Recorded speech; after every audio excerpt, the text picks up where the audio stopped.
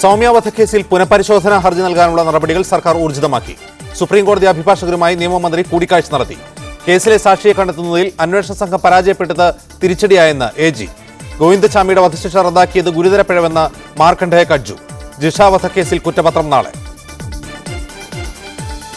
ഗോവിന്ദചാമിയുടെ വധശിക്ഷയെ ചൊല്ലി CPM-ഉം സർക്കാരും രണ്ടു തട്ടിൽ. സൗമ്യയുടെ ഘാതകന് കൊലക്കയർ ഉറപ്പാക്കാൻ ഏതറ്റം വരെയും പോകുമെന്ന് മന്ത്രി AK ബാലൻ. ഗോവിന്ദചാമിയല്ല ഗോഡ്സെയായാലും വധശിക്ഷയ്ക്ക് CPM എതിരാണെന്ന് MA ബേബി. നീചമായ കേസുകളിൽ വധശിക്ഷയ്ക്ക് വേണ്ടിയുള്ള ജനവികാരം ഉയരുക സ്വാഭാവികമെന്ന് VS അച്യുതാനന്ദൻ. കേരളം ലോകത്തിന് നൽകിയ ഹിന്ദു സന്യാസിയാണ് ശ്രീനാരായണ ഗുരുവെന്ന് BJP. ഗുരുവിനെ ഹിന്ദു സന്യാസിയാക്കുന്നത് BJPയുടെ വക്രബുദ്ധിയെന്ന് രമേശ് ചെന്നിത്തല. ഗുരു ഒരു മതത്തിന്റെയും വക്താവല്ലെന്ന് സ്വാമി ഋദംബരാനന്ദ. ഗുരുവിനെ ചിലർ തങ്ങളുടെ ചട്ടക്കൂടിയിൽ ഒതുക്കി നിർത്താൻ ശ്രമിക്കുന്നുവെന്ന് മുഖ്യമന്ത്രി പിണറായി വിജയൻ. കണ്ണൂർ പയ്യന്നൂരിൽ ഓട്ടോയും ടിപ്പർ ലോറിയും കൂട്ടിയിടിച്ച് 4 മരണം, 5 പേർക്ക് പരിക്ക്. പരിക്കേറ്റവരിൽ 2 കുട്ടികളുടെ നില ഗുരുതരം. സൗമ്യ വധക്കേസിൽ പുനഃപരിശോധനാ ഹർജി നൽകുന്നതുമായി ബന്ധപ്പെട്ട് നിയമമന്ത്രി AK ബാലൻ സുപ്രീംകോടതിയിലെ മുതിർന്ന അഭിഭാഷകരുമായും സ്റ്റാൻഡിംഗ് കൗൺസിലുമായും ചർച്ച നടത്തി. കേസിൽ പ്രോസിക്യൂഷന് വീഴ്ച പറ്റിയിട്ടില്ലെന്നും തുടർ നടപടിക്കായി പുതിയ അഭിഭാഷകനെ കണ്ടെത്തുമെന്നും advocate general CP Sudhakara Prasad കൊച്ചിയിൽ പറഞ്ഞു.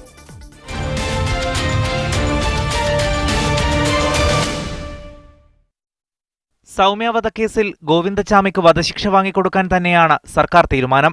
പുനഃപരിശോധനാ ഹർജി ഉടൻ സമർപ്പിക്കും. കോടതിയെ ഒന്നുകൂടി ബോധ്യപ്പെടുത്തുന്നതിന് നിയമപരമായിട്ടുള്ള ആൾട്ടർനേറ്റീവ് എന്തൊക്കെയാണോ അത് ഫലപ്രദമായി സുപ്രീം കോടതിയിൽ അവതരിപ്പിക്കുന്നതിന് ആരെ കൊണ്ടാണോ വഴിയുക, ആ വഴികളെല്ലാം ഗവൺമെന്റ് സ്വീകരിക്കും. കേസിൽ അന്വേഷണ സംഘത്തിന് സാക്ഷിയെ കണ്ടെത്താനാകാതിരുന്നതാണ് തിരിച്ചടിയായതെന്ന് advocate general CP Sudhakara Prasad പറഞ്ഞു. സുപ്രീം കോടതി പറഞ്ഞത് PW40 ആൻഡ് PW4 ഇവർ രണ്ടുപേരും ഇയാൾ ചാടിയതായിട്ട് കണ്ടു എന്ന് വേറൊരാൾ പറഞ്ഞു. പക്ഷേ ആ വേറൊരാളിനെ വിസ്തരിച്ചിട്ടില്ല.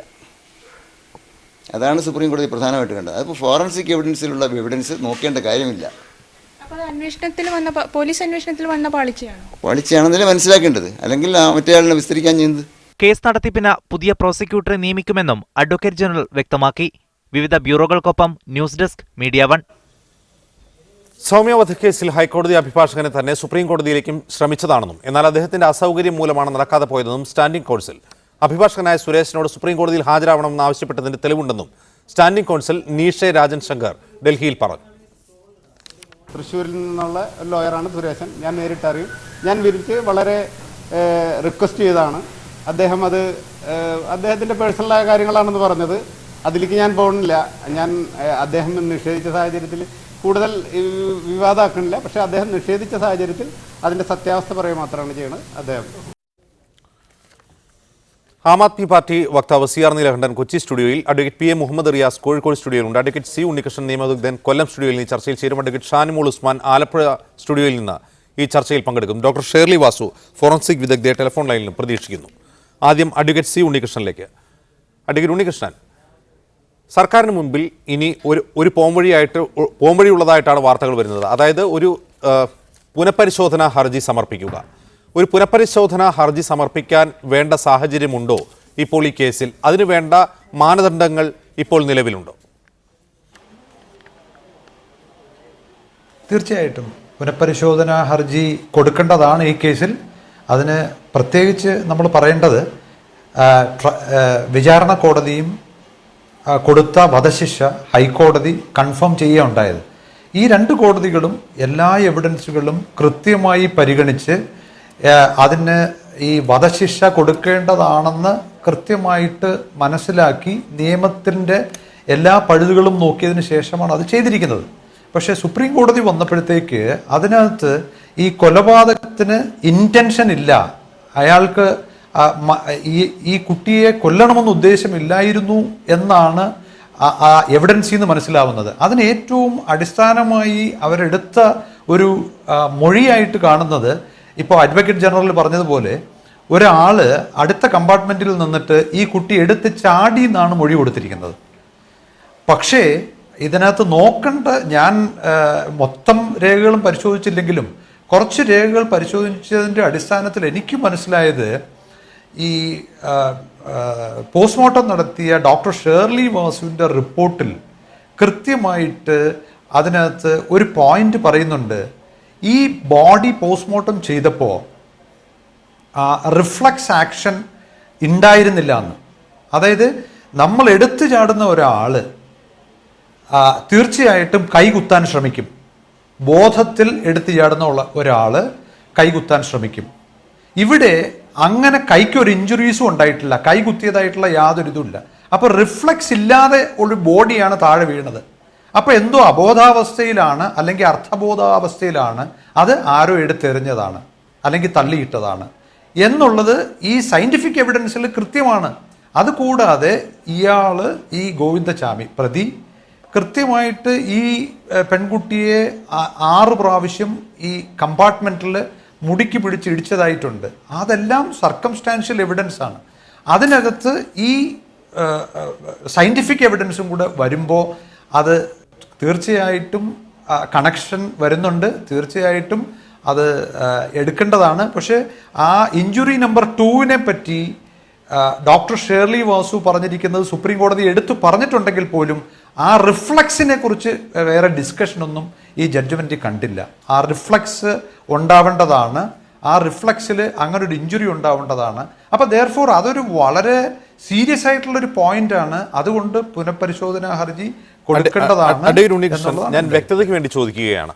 സുപ്രീം കോടതിയിൽ ഒരു ഹർജി വരുമ്പോൾ ആ ഹർജി നമുക്കറിയാം, അതിലെ പ്രതിയെ സംബന്ധിച്ച് അവൻ്റെ അവസാനത്തെ അത്താണിയാണ്. അയാൾ കുറ്റവാളിയോ അല്ലാതെയോ ആകട്ടെ, സുപ്രീം കോടതിയെ സംബന്ധിച്ച് അവിടെ സംശയത്തിൻ്റെ ആനുകൂല്യം എന്തായാലും പ്രതിക്കായിരിക്കും നൽകുക. അവിടെ അന്വേഷണ ഉദ്യോഗസ്ഥർ പ്രോസിക്യൂഷൻ ഹാജരാക്കുന്ന തെളിവുകൾ, ആ തെളിവുകളിൽ ദൃക്സാക്ഷിയുടെ മൊഴിയും അതുപോലെ ഒരു വിദഗ്ധൻ്റെയോ അഭിപ്രായവും 2 രീതിയിലായിരിക്കും ഒരു പക്ഷേ സുപ്രീം കോടതി പരിഗണിക്കുക. അവിടെ സൗമ്യ ട്രെയിനിൽ നിന്ന് ചാടി എന്ന് പറയുന്ന ഒരു മധ്യവയസ്കനെ കുറിച്ച് വിധിയിൽ പറയുന്നുണ്ട്. ആ മധ്യവയസ്കനെ കണ്ടെത്താനോ അയാളെ ഹാജരാക്കാൻ അന്വേഷണ സംഘത്തിന് കഴിഞ്ഞിട്ടില്ല. മാത്രമല്ല, ഗോവിന്ദചാമി സൗമ്യയെ എടുത്തെറിഞ്ഞു, ട്രെയിനിൽ നിന്ന് പുറത്തേക്ക് എറിഞ്ഞു എന്നാണ് വാദമെങ്കിൽ ആ വാദത്തെ സ്ഥിരീകരിക്കുന്ന ഒരു ദൃക്സാക്ഷിയും ഈ കേസിലില്ല. അപ്പോൾ സ്വാഭാവികമായും സംശയത്തിൻ്റെ ആനുകൂല്യം പ്രതിക്ക് ലഭിക്കുക സ്വാഭാവികമല്ലേ? ഒരിക്കലുമില്ല. അങ്ങനെ അതാണല്ലോ സാഹചര്യ തെളിവുകളുള്ള കേസിൽ സയൻറ്റിഫിക് എവിഡൻസും കൂടെ വരുമ്പോൾ അത് മതി, അത് പ്രൂവ് ചെയ്യാൻ. അതാണ് ആവശ്യം. അത് പിന്നെ ഈ പോലീസിൻ്റെ ഭാഗത്തുനിന്ന് ഇങ്ങനൊരു വീഴ്ച ഉണ്ടായിട്ടുണ്ടെന്നുള്ളതാണ് നമ്മൾ മനസ്സിലാക്കിയിട്ടുള്ളത്. അപ്പോൾ പോലീസ് കംപ്ലീറ്റ് ഫുൾ പ്രൂഫായിട്ട് ഒരു ആള് ഇങ്ങനെ പറയുമ്പോൾ ഈ കുട്ടി എടുത്തു ചാടി എന്ന് അയാൾക്ക് തോന്നിയതാണ്. അത് അയാളുടെ മൊഴി അങ്ങനെയാണ്, കുട്ടി എടുത്തു ചാടി. അപ്പോൾ പറയുന്നത് എന്താണ്, ആ കുട്ടി എടുത്തു ചാടി രക്ഷപ്പെട്ടു, ഇനി നമ്മളത് ഒരു ഇഷ്യൂ ആക്കി നമ്മളെല്ലാം കോടതി കയറണ്ട എന്നാണ് അയാൾ പറഞ്ഞിരിക്കുന്നത്. അപ്പം അതിന് ആ വാല്യൂ മാത്രം കൊടുത്താൽ മതി. അയാൾക്ക് തന്നെ ഉറപ്പില്ല അപ്പം ഇത് എടുത്തു ചാടിയതാണോ ആ ബോഡി താഴെ വീണതാണോ എന്നുള്ളത്. പക്ഷേ മറ്റേ ആളിൻ്റെയും കൂടെ മൊഴി ഉണ്ടായിരുന്നെങ്കിൽ ഉറപ്പായിട്ടും അത് കൺഫേം ആയേനെ, മറ്റേ ആളിൻ്റെയും കൂടെ മൊഴി ഉണ്ടായിരുന്നെങ്കിൽ. പക്ഷേ ഒരു കാര്യം ഇതിനകത്ത് നമ്മൾ മനസ്സിലാക്കേണ്ടത്, സുപ്രീം കോടതി മാത്രമല്ല, വിചാരണ കോടതിയും ഹൈക്കോടതിയും വളരെ വിശദമായി ഇത് പരിഗണിച്ചതിന് ശേഷം ഈ ഇന്ത്യൻ നിയമം തന്നെ പറയുന്നത് അയാൾ കുറ്റവാളിയാണെന്ന് കണ്ടുപിടിക്കുന്നത് വരെയും അയാളെ കുറ്റവാളിയായിട്ട് നമ്മൾ കാണാൻ പാടില്ല, നിരപരാധിയായിട്ടേ കാണാൻ പാടുള്ളൂ. അപ്പോൾ അതിന് എല്ലാ എവിഡൻസും കണക്ട് ചെയ്ത് വരുമ്പോൾ അത് തീർച്ചയായിട്ടും 2 കോടതികൾ അത് പരിഗണിച്ചതല്ലേ. ഇവിടെ ഞാൻ നോക്കുമ്പോൾ ഈ ഒരു കാര്യം അവരത് കൂടുതൽ ശ്രദ്ധിച്ചതായിട്ട് കാണുന്നില്ല സുപ്രീം കോടതി. ഞാൻ മടങ്ങി വരാം. PM മുഹമ്മദ് റിയാസ്, സൗമ്യ വധക്കേസ് പോലെ സമീപകാലത്ത് കേരള മനസാക്ഷി ഇത്രയും ഉലച്ച ഒരു കേസ് ഉണ്ടായിട്ടില്ല. ഇത്തരമൊരു കേസ് 2 കോടതികൾ കഴിഞ്ഞ്, വിചാരണ കോടതിയും ഹൈക്കോടതിയും കഴിഞ്ഞ് സുപ്രീം കോടതിയിൽ അതൊരു റിവിഷൻ ഹർജിയായി വരുമ്പോൾ സംസ്ഥാന സർക്കാർ അല്ലെങ്കിൽ നിയമവകുപ്പ് എത്രമാത്രം ജാഗരൂകരാകണം എന്നതിൻ്റെ ഒരു പാഠമല്ലേ ഈ സംഭവവികാസങ്ങൾ? ഒന്ന്, കണ്ണിമുറിയാത്ത തെളിവുകളിലൂടെ ഗോവിന്ദചാമിയാണ് ആ കുറ്റം ചെയ്തതെങ്കിൽ കണ്ണിമുറിയാത്ത തെളിവുകളിലൂടെ അർഹിക്കുന്ന ശിക്ഷ, പരമാവധി ശിക്ഷ ഗോവിന്ദചാമിക്ക് നേടിക്കൊടുക്കാൻ നിയമവകുപ്പിന് സാധിച്ചു എന്ന് പറയാമോ? 2 പരാതികൾ, ഒന്ന് മുൻ പ്രോസിക്യൂട്ടർ സുരേശൻ്റെ പരാതി, തന്നെ വേണ്ട വിധത്തിൽ ഈ കേസുമായി സഹകരിപ്പിച്ചില്ല എന്ന് തന്നെയാണ് അദ്ദേഹം പറയുന്നത്. രണ്ടാമത്തെ പരാതി ഡോക്ടർ ഷേർലി വാസുവിൻ്റെ ഒരു പരാതിയാണ്. ആ പരാതി പറയുന്നത് സുപ്രീം കോടതിയിലെ സ്റ്റാൻഡിംഗ് കൗൺസിൽ താനുമായി ഡിസ്കസ് പോലും ചെയ്തിട്ടില്ല, ഈ സയൻറ്റിഫിക് തെളിവുകൾ, ഫോറൻസിക് തെളിവുകൾ എങ്ങനെ കോടതിയിൽ അവതരിപ്പിക്കണം എന്നതിനെക്കുറിച്ചൊരു ഡിസ്കഷനും നടന്നിട്ടില്ല എന്ന് അവർ പരസ്യമായി പറയുമ്പോൾ നിയമവകുപ്പിന് ഇക്കാര്യത്തിൽ വീഴ്ച വന്നു എന്ന് വിശ്വസിക്കുന്നതിൽ തെറ്റുണ്ടോ? ഒന്ന്, ഇത് നിയമവകുപ്പിൻ്റെ വീഴ്ചയുടെ ഭാഗമായിട്ടാണ് സുപ്രീം കോടതി ഇതുപോലൊരു വിധി പ്രസ്താവിച്ചത് എന്ന് എത്ര വരുത്തി തീർക്കാൻ ശ്രമിച്ചാലും അതിൽ വസ്തുതയില്ല. ഇതിൽ ഞാൻ പറഞ്ഞുതരാം, ഇൻറ്റൻഷൻ ഇല്ല മർഡറിന് എന്നാണല്ലോ പറയുന്നത്. സെക്ഷൻ 300 IPC 234 1ലാണ് ഇൻറ്റൻഷൻ്റെ കാര്യം സൂചിപ്പിക്കുമെങ്കിൽ 2, 3, 4 ഈ 3 സബ്സെക്ഷനകത്തും ഇൻറ്റൻഷൻ ടു കിൽ ഇല്ലെങ്കിലും മർഡർ ആണെന്ന് പറയുന്നുണ്ട്. ഇവിടെ ഡോക്ടർ ഷെർലി വാസുവിൻ്റെ പോസ്റ്റ്മോർട്ടം റിപ്പോർട്ട് ഞാൻ വായിക്കുന്നില്ല, എൻ്റെ അടുത്തുണ്ട്. തലയുടെ പിറകിൽ മുടി പിടിച്ച് 4 തവണ പ്ലെയിൻ സർഫസിൽ, ട്രെയിനിൻ്റെ പ്ലെയിൻ സർഫസിൽ ഇടിച്ചു എന്ന് പറയുന്നു. അപ്പം 4 തവണ ഇടിക്കുന്നത് തലക്കാണ്. കാലിന് പരിക്കേൽക്കുന്ന പോലെയല്ല തലക്ക് പരിക്കേൽക്കുന്നത്. തല പിടിച്ച് 4 തവണ ഇടിക്കുക എന്ന് പറഞ്ഞാൽ അവിടെ ഇൻറ്റൻഷൻ ഉണ്ട്. ഇതാണ് നേരത്തെ വിചാരണ കോടതിയും പിന്നീട് ഹൈക്കോടതിയും കണ്ടെത്തിയത്. അപ്പോൾ എന്തുകൊണ്ട് സുപ്രീം കോടതിയിൽ ബോഡിയുടെ ഒരു വൈറ്റൽ പാർട്ടായ ഹെഡ് ഇഞ്ചുറി ബോധപൂർവം ഉണ്ടാക്കാൻ ശ്രമിച്ചത് ഒരു മർഡർ ഇൻറ്റൻഷൻ അല്ല എന്ന് തോന്നുന്നത്? ഇനി ഇൻറ്റൻഷൻ അല്ല എന്ന് തോന്നിയാലും സെക്ഷൻ 300 IPC 234 വിവരിച്ചതുപോലെ ഇൻറ്റൻഷൻ അല്ലെങ്കിലും അത് മർഡർ ആണെന്ന് സ്ഥാപിക്കാൻ മുൻ പല കേസുകൾ പറ്റിയതുപോലെ സുപ്രീം കോടതി തയ്യാറാകാഞ്ഞത്, ഇത് ഒന്നാമത്തെ പ്രശ്നം. രണ്ടാമത്തെ പ്രശ്നം ഇതിൽ പ്രധാനമായിട്ട് വന്നിട്ടുള്ളത്, ബഹുമാനപ്പെട്ട കേരള ഹൈക്കോടതി വിധി പുറപ്പെടുവിച്ചപ്പോൾ 400ഓളം പേജ് ഉണ്ടായിരുന്നു. ഈ 400 പേജിനകത്ത് വളരെ വിശദമായി പറഞ്ഞ കാര്യങ്ങളിൽ നിന്നും എന്ത് വ്യത്യസ്തതയാണ് സുപ്രീം കോടതിക്ക് അതിൻ്റെ വിചാരണയിലെ 18 പേജിൽ വിധിയിൽ പറയാൻ സാധിച്ചിട്ടുള്ളത്? ഹൈക്കോടതിയും അതിനുമുമ്പ് വിചാരണ കോടതിയും കണ്ടതിൻ്റെ എന്ത് വ്യത്യസ്തതയാണ് സുപ്രീം കോടതിയിനകത്ത് കണ്ടെത്തിയത്? ഈ ചോദ്യം പ്രസക്തമാണ്. ഇവിടെ നമ്മുടെ രാജ്യത്തിൻ്റെ നീതി ന്യായ വ്യവസ്ഥ, പ്രത്യേകിച്ച് ജുഡീഷ്യറി സംവിധാനം തന്നെ അപകടകരമായ സ്ഥിതിയിലേക്ക് പോകുന്നുണ്ടോ എന്ന് തോന്നുന്ന രീതിയിലേക്കുള്ള ചർച്ചയാണ് സമൂഹത്തിൽ ഉയർന്നു വന്നിട്ടുള്ളത്. ആ ചർച്ചയാണ് നമ്മൾ ഡിസ്കസ് ചെയ്യപ്പെടേണ്ടത്. ആ ചിന്തയാണ് നമ്മൾ ചർച്ച ചെയ്തുകൊണ്ടൊരു കൺക്ലൂഷനിൽ എത്തേണ്ടത്. അല്ലാതെ ഇതിനൊരു പൊളിറ്റിക്കൽ ഇഷ്യൂ ആയി കാണുന്ന രീതിയിലേക്ക് ഇടപെടുന്നത് യോജിക്കാൻ വേണ്ടി പറ്റില്ല. അത് പ്രതിപക്ഷത്തെ എല്ലാവരും അങ്ങനെ ചെയ്യുന്നുള്ള അഭിപ്രായമല്ല, ചിലർ അങ്ങനെ ചെയ്യുന്നുണ്ട്. അങ്ങനെ ചെയ്യുന്നവരെ ജനം തിരിച്ചറിയുന്നുണ്ട്. ഇവിടെ ഒറ്റക്കെട്ടായി കേരളത്തിലെ ജനങ്ങളുടെ വികാരത്തോടൊപ്പം നിയമ പോരാട്ടത്തിൽ നീതിക്ക് വേണ്ടിയുള്ള നിലപാട് കൈക്കൊള്ളാൻ എല്ലാവരും മുന്നോട്ട് പോകാനുള്ള ഒരു സമീപനമാണ് നിയമവകുപ്പും സർക്കാരും എടുത്തിട്ടുള്ളത്. അതിന്റെ കൂടെ മടങ്ങി വരാം. ഷാനിമുൾ ഉസ്മാൻ, ഇന്ന് AG അഡ്വക്കേറ്റ് സുധാകര പ്രസാദ് പറഞ്ഞത് അന്വേഷണ സംഘത്തിനുണ്ടായ ഒരു വീഴ്ചയെക്കുറിച്ചാണ്. അതായത് സൗമ്യ ട്രെയിനിൽ നിന്ന് വീണോ ഇല്ലേ, സൗമ്യയെ ഗോവിന്ദചാമി എടുത്ത് എറിയുകയായിരുന്നു അതോ സൗമ്യ എടുത്ത് ചാടുകയായിരുന്നു? ഇത് സംബന്ധിച്ചൊരു സാക്ഷി ഈ കേസിൽ വളരെ നിർണായകമാണ്. കാരണം ആ സാക്ഷിയുടെ അഭാവമാണ് ഇത്തരത്തിലൊരു സുപ്രീം കോടതി വിധി ഉണ്ടായത് എന്ന കാര്യം വ്യക്തമാണ്. കാരണം അത്തരം സാക്ഷിയുടെ അഭാവം ഇത്രയും സെൻസിറ്റീവായ ഒരു കേസിൽ നിർണായകമായിരിക്കെ കഴിഞ്ഞ സർക്കാർ നിയോഗിച്ച അന്വേഷണ സംഘത്തിന് അക്കാര്യത്തിൽ വീഴ്ച പറ്റിയെന്ന ആരോപണം വസ്തുതയല്ല? അല്ല, ഞാനൊന്ന് ചോദിക്കട്ടെ. ഈ കേസിൽ വളരെ ആത്മാർത്ഥമായിട്ട് നമ്മുടെ നാടിനെ ആകമാനം നടുക്കിയ ഒരു വിഷയത്തിൽ അഭിപ്രായം പറയാൻ നമ്മൾ വന്നിരിക്കുമ്പോൾ ഇത് തുടക്കത്തിൽ തന്നെ പ്രതിപക്ഷത്തെ ചിലർ പറയുന്നത് രാഷ്ട്രീയവൽക്കരിക്കുന്നു എന്നുള്ള നിലത്തിൽ പ്രിയപ്പെട്ട മുഹമ്മദ് റിയാസ് പറഞ്ഞത് ശരിയായില്ല.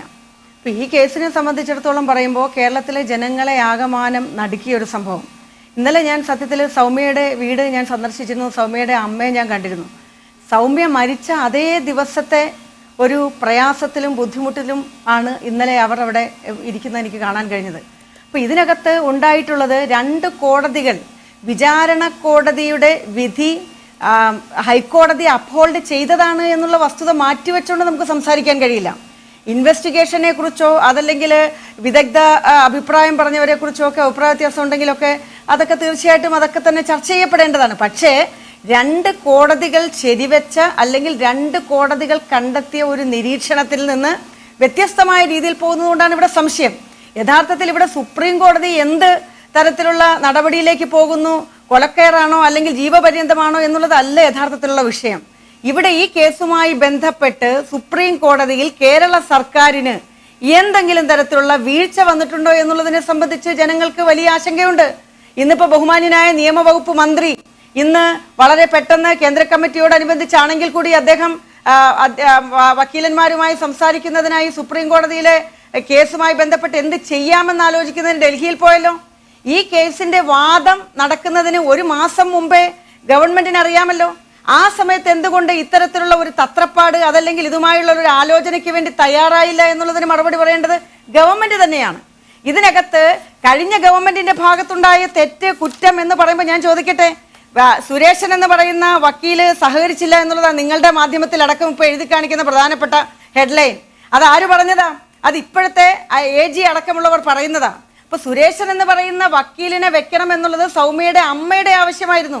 അതനുസരിച്ച് 18/2/2015 കഴിഞ്ഞ ഗവൺമെന്റ് ഓർഡർ വഴി തന്നെ UDF ഗവൺമെന്റ് സുരേഷനെ ഹൈക്കോടതിയിലെ വക്കീലിനെ അസിസ്റ്റ് ചെയ്യുന്നതിന് വേണ്ടി ചുമതലപ്പെടുത്തിയിരുന്നു എന്നുള്ള വസ്തുത നമുക്കറിയാം. അതോടൊപ്പം മറ്റൊരു ഗവൺമെന്റ് ഓർഡർ കൂടി വന്നിട്ടുണ്ട്. DGP കോൺസ്റ്റിറ്റ്യൂട്ട് ചെയ്ത ഒരു പുതിയ 4 അംഗ സംഘത്തെ കൂടി എന്തിനാ ഈ കേസിന്റെ മുന്നോട്ടുള്ള പോക്കിന് അസിസ്റ്റ് ചെയ്യുന്നതിന് വേണ്ടിയിട്ട്. ഇപ്പൊ നമുക്കറിയാം ജിഷ കേസ് അടക്കമുള്ളതിൽ അതിൽ ഇൻവെസ്റ്റിഗേഷൻ ടീം 2 തവണ ഗവൺമെന്റ് 2 തവണ ഇൻവെസ്റ്റിഗേഷൻ ടീമിനെ നിയോഗിച്ചത് തന്നെ അതിൽ പ്രതിയെ കണ്ടെത്തുന്നതിന് വേണ്ടിയാണ്. ഇത് ഫെബ്രുവരി 1-ാം തീയതി ഈ സംഭവം ഉണ്ടായി എങ്കിൽ ഫെബ്രുവരി 2-ാം തീയതി തന്നെ പ്രതി അവിടെ പിടിക്കപ്പെട്ടിരുന്നു. പക്ഷെ അതിനുശേഷം ഈ കേസിന്റെ നടത്തിപ്പിന് വേണ്ടി മുന്നോട്ടുള്ള പോക്കിന് വേണ്ടി രൂപീകരിച്ച കോൺസ്റ്റിറ്റ്യൂട്ട് ചെയ്തിട്ടുള്ള ഈ വിദഗ്ധ സംഘവുമായി എപ്പോഴാണ് ഈ സുപ്രീം കോടതിയിലെ പ്രോസിക്യൂട്ടർ ചർച്ച നടത്തിയത്? അല്ലെങ്കിൽ ഷേർലി വാസു എന്ന് പറയുന്ന ഇന്നിപ്പോ അവരെ അനുകൂലിച്ചും പ്രതികൂലിച്ചും ഒക്കെ പല ആളുകളും അഭിപ്രായം പറയുന്നത് കേട്ടു. പക്ഷേ അവരോടുകൂടി ചർച്ച ചെയ്യുവാൻ അവര് ഒരു എക്സ്പെർട്ട് ഒപ്പീനിയൻ എന്നുള്ള നിലയിൽ താഴെ കീഴ്ക്കോടതിയിലും ഹൈക്കോടതിയിലെയും വക്കീലന്മാർ കാണിച്ച താല്പര്യത്തോടു കൂടി അവരെ ഒന്ന് കണ്ട് അല്ലെങ്കിൽ അവരോട് ചർച്ച ചെയ്യാൻ തയ്യാറായിട്ടുണ്ടോ? ഡോക്ടർ ഷേർലി വാസു ഇപ്പോൾ ടെലിഫോണിലുണ്ട്. നമുക്ക് അവരോട് തന്നെ നേരിട്ട് ചോദിക്കാം. ഡോക്ടർ ഷേർലി വാസു, ഇക്കാര്യത്തിൽ ഈ കേസിൽ സൗമ്യ ട്രെയിനിൽ നിന്ന് വീണതോ എടുത്തെറിയപ്പെട്ടതോ ആയ ആ സംഭവത്തിന് ദൃക്സാക്ഷികളില്ല. പറയപ്പെടുന്ന ദൃക്സാക്ഷി എന്ന് പറയുന്ന ഒരു മധ്യവയസ്കനാണ്. അദ്ദേഹം പറഞ്ഞിട്ടുള്ളതായി 2 സാക്ഷികൾ പറയുന്നത് ആ കുട്ടി ട്രെയിനിൽ നിന്ന് എടുത്ത് ചാടിയതാണ് എന്നാണ്. ഈ കേസിൽ ഏറ്റവും നിർണായകമായ കാര്യം ഫോറൻസിക് വിദഗ്ധ എന്ന നിലയിൽ താങ്കളുടെ കണ്ടെത്തലാണ്. അവരുടെ വീഴ്ചയിൽ സംഭവിച്ചിട്ടുള്ള കാര്യങ്ങൾ, ആ വീഴ്ചയിൽ സംഭവിച്ചിട്ടുള്ള മുറിവുകൾ, ഇത് കോടതിയിൽ ആ സംഭവത്തിന് ദൃക്സാക്ഷി ഇല്ലാതിരിക്കെ, ദൃക്സാക്ഷിയെ ഹാജരാക്കാൻ അന്വേഷണ സംഘത്തിന് കഴിയാതിരിക്കെ താങ്കളുടെ കണ്ടെത്തൽ വളരെ നിർണായകമായിരുന്നു. ഈ കേസിൽ സുപ്രീം കോടതിയിൽ താങ്കളുടെ കണ്ടെത്തലിനെ ഫൗൾ പ്രൂഫായി വളരെ കൃത്യമായി അവതരിപ്പിക്കാൻ സ്റ്റാൻഡിംഗ് കോൺസലിനോ അല്ലെങ്കിൽ ഹാജരായ പ്രോസിക്യൂട്ടറൊക്കെ കഴിഞ്ഞു എന്ന് താങ്കൾ വിശ്വസിക്കുന്നുണ്ടോ? ഇക്കാര്യത്തിൽ താങ്കളുടെ ഏത് വിധത്തിലുള്ള സഹകരണമാണ് ഉണ്ടായിട്ടുള്ളത്? ഈ കേസ് ഞാൻ പങ്കെടുത്തിട്ടുള്ളത് അതിന്റെ അന്വേഷണം, സയന്റിഫിക് അന്വേഷണം, പോലീസ് അന്വേഷണത്തില് രാധാകൃഷ്ണൻ നായർ എന്ന് പറയുന്ന DYSP, CA KA ശശിധരൻ എന്ന് പറയുന്ന സർക്കിൾ ഇൻസ്പെക്ടർ, SI ഉണ്ടായിരുന്നില്ല, ഇലക്ഷൻ കാലം വരുന്നുണ്ട്, അദ്ദേഹം അവിടെ ഉണ്ടായിരുന്നില്ല, ASI അഷ്റഫ് സാറ്, ഇത്രയും പേരുടെ സഹകരണം, ഒരുപാട് പോലീസ് ഉദ്യോഗസ്ഥരുണ്ട്. ഇവരുടെ കൂടെ നടന്ന് ഈ റെയിൽ ട്രാക്ക് പരിശോധിച്ചു. 2 തവണ ഞാൻ റെയിൽ ട്രാക്ക് പരിശോധിച്ചിട്ടുണ്ട്. ഈ സൗമ്യയുടെ ജീവനോട് അവർ ICUയിലുള്ള സമയത്തും CI ശശിധരന്റെ നിർദ്ദേശപ്രകാരം 9 ഡോക്ടർമാരുടെ ഒരു പരിശോധനാ സംഘത്തെ നയിച്ചത് ഞാനാണ്. ഫോറൻസിക് ഇവാലുവേഷന് ആ റിപ്പോർട്ടാണ് കോടതിയിൽ ആദ്യം തെളിവിന് എന്നെ വിളിച്ചത്. ആ റിപ്പോർട്ടിന് ശേഷമാണ് പോസ്റ്റ്മോർട്ടം റിപ്പോർട്ട് വന്നത്. ഇപ്പൊ അന്വേഷണ സംഘത്തിന്റെ ഒരു മെമ്പർ മാത്രമാണ് ഞാൻ. ഫോറൻസിക് ഇവാലുവേഷൻ, ഫോറൻസിക് പത്തോളജിസ്റ്റ് ആണ് ഞാൻ. മൃതദേഹ പരിശോധനയാണ് ഞാൻ നടത്തിയിട്ടുള്ളത്. അതിനനുബന്ധമായിട്ടുള്ള മറ്റ് പരിശോധനകളാണ്. മൃതദേഹ പരിശോധന 2 മണിക്കൂറാണ് നീണ്ടു നിന്നത്. അതിന്റെ റിപ്പോർട്ടിന് മുമ്പാട് തന്നെ ആ സമയത്ത് എടുത്ത ചിത്രങ്ങൾ എൻ്റെ ഓർമ്മയിൽ, എൻ്റെ കയ്യിൽ റെക്കോർഡ്സ് ഒന്നുമില്ല, ഞാനിപ്പോൾ റിട്ടയർഡ് ആയിട്ട് വീട്ടിലിരിക്കുകയാണ്. 132ഓളം ചിത്രങ്ങൾ 120 മിനിറ്റിലെടുത്തത് ഡിജിറ്റൽ ഇമേജ് ആയിട്ട് ജഡ്ജിന് കൊടുത്തിട്ടുണ്ട്. ഇൻക്വസ്റ്റ് സമയത്ത് എടുത്ത ഫോട്ടോസ് 2 ആൽബം ഉണ്ടായിരുന്നു. ഈ ഫോട്ടോസ് അടക്കം പിന്നീട് നമ്മളുടെ ഈ നമ്മളെടുത്ത ഡിജിറ്റൽ ഇമേജുകൾ ജഡ്ജിന്റെ ലാപ്ടോപ്പിലിട്ട് ബഹുമാനപ്പെട്ട അഡ്വക്കേറ്റ് ആലൂറും അഡ്വക്കേറ്റ് സുരേഷനും എല്ലാം ആ ചിത്രം കാണിച്ച ഓരോ പരിക്കുകളും ഡിജിറ്റൽ ഇമേജിലും ഇൻക്വസ്റ്റ് സമയത്ത് പോലീസ് എടുത്ത ഫോട്ടോഗ്രാഫിലും എല്ലാം കാണിച്ച് എക്സ്പ്ലെയിൻ ചെയ്തുകൊണ്ട് 4 ദിവസത്തിലുള്ള എവിഡൻസ് ആണ് എനിക്കുണ്ടായത്. ജൂൺ 12 മുതൽ 15-ാം തീയതി വരെയാണെന്നാണ് എൻ്റെ ഓർമ്മ. 4 ദിവസം പൂർണ്ണമായിട്ടും ഞാൻ അവർ ചോദിച്ച പോയിന്റ്സ് മുഴുവൻ ക്ലാരിഫൈ ചെയ്ത് കൊടുത്തിട്ടുണ്ട്. നീതി നിർവഹണം തടസ്സപ്പെടുന്നു, മറ്റു രീതിയിൽ പോകുന്നു എന്ന് പറയുമ്പോൾ മാത്രമേ എനിക്ക് വോളണ്ടറിനെസ്സിനുള്ള അധികാരമുള്ളൂ. അതർവൈസ് കോടതിയിൽ വരുന്ന ചോദ്യങ്ങൾക്ക് ഉത്തരം പറയലാണ് എൻ്റെ കടമ. അപ്പൊ ആ ചോദ്യങ്ങൾ പൂർണ്ണമായിട്ടും ഈ കേസിന്റെ ആസ്പെക്ട്സ് കവർ ചെയ്തിട്ടുണ്ട്. പോസ്റ്റ്മോർട്ടം തുടങ്ങുന്നതിന് മുന്നാലെ തന്നെ CI ശശിധരൻ എൻ്റെ അടുത്ത് വ്യക്തമായി പറഞ്ഞിരുന്നു, ദൃക്സാക്ഷികൾ ഇല്ലാത്ത കേസാണ്. അങ്ങനെയുള്ള കേസിൽ പോസ്റ്റ്മോർട്ടം റിപ്പോർട്ട് അതീവ ഗുരുതരമായിട്ടുള്ള കാര്യമാണ്. അതിൽ കൂടി മാത്രമാണ് ഈ കേസിന്റെ യഥാർത്ഥ സംഭവം അനാവരണം ചെയ്യാൻ പറ്റുള്ളൂ. അപ്പൊ അങ്ങനെ കർശന നിർദ്ദേശത്തോട് കൂടിയിട്ടുള്ള ഒരു പോസ്റ്റ്മോർട്ടം നടപടികളാണ് നടന്നത്. അതില് ഈ പറയുന്ന ദൃക്സാക്ഷിനെ പറ്റിയിട്ട് എനിക്കറിയില്ല. അയാൾ പറഞ്ഞ് ചാടി ഓടിപ്പോയ സൗമ്യയും എനിക്കറിയില്ല. ഈ പെൺകുട്ടി ആരാണെന്ന് കണ്ടുപിടിക്കണം. ഓടിപ്പോയ പറഞ്ഞ ആളെയും കണ്ടുപിടിക്കണം, ഓടിപ്പോയ ആളെയും കണ്ടുപിടിക്കണം. സാധ്യമാകുമോ? അത് എനിക്കറിയില്ല. പക്ഷെ ഞാൻ പോസ്റ്റ്മോർട്ടം ചെയ്ത യുവതി ഓടാൻ പറ്റുന്നതോ ചാടാൻ പറ്റുന്നതോ ആയ പാകത്തിലുള്ള ഒരു സ്ത്രീ ആയിരുന്നില്ല. ഡോക്ടർ ഷെർലി വാസു, ആ റിപ്പോർട്ട് താങ്കളുടെ ആ കണ്ടെത്തൽ വ്യക്തമാണ്. കോടതിയും അത് പരിഗണിച്ചിട്ടുണ്ട്. ഇപ്പോൾ സുപ്രീം കോടതി വിധിന്യായത്തിലും അത് വന്നിട്ടുണ്ട്. പക്ഷേ ചോദ്യം ഇതാണ്, ഈ സുപ്രീം കോടതിയിൽ ഈ കേസ് ഒരു റിവ്യൂ ഹർജിയായി വരുമ്പോൾ അവിടെ സ്റ്റാൻഡിംഗ് കൗൺസിൽ ഇത്തരം തെളിവുകൾ ഏത് വിധേന അവതരിപ്പിക്കണമെന്ന കാര്യത്തിൽ താങ്കളുടെ വിദഗ്ധോപദേശം തേടിയിട്ടുണ്ടോ ഈ കുറി? എനിക്ക് മനസ്സിലായിട്ടുള്ളത് സുരേഷൻ സാറ് അദ്ദേഹം ഒരു മെഡിക്കലി ഓറിയന്റഡ് പേഴ്സൺ ആണ്. അദ്ദേഹത്തിന്റെ മിസ്സസ് ഒരു പീഡിയാട്രിഷ്യൻ ആണ്. അദ്ദേഹത്തിന്റെ ലൈബ്രറി ഞാൻ കണ്ടിട്ടുണ്ട്.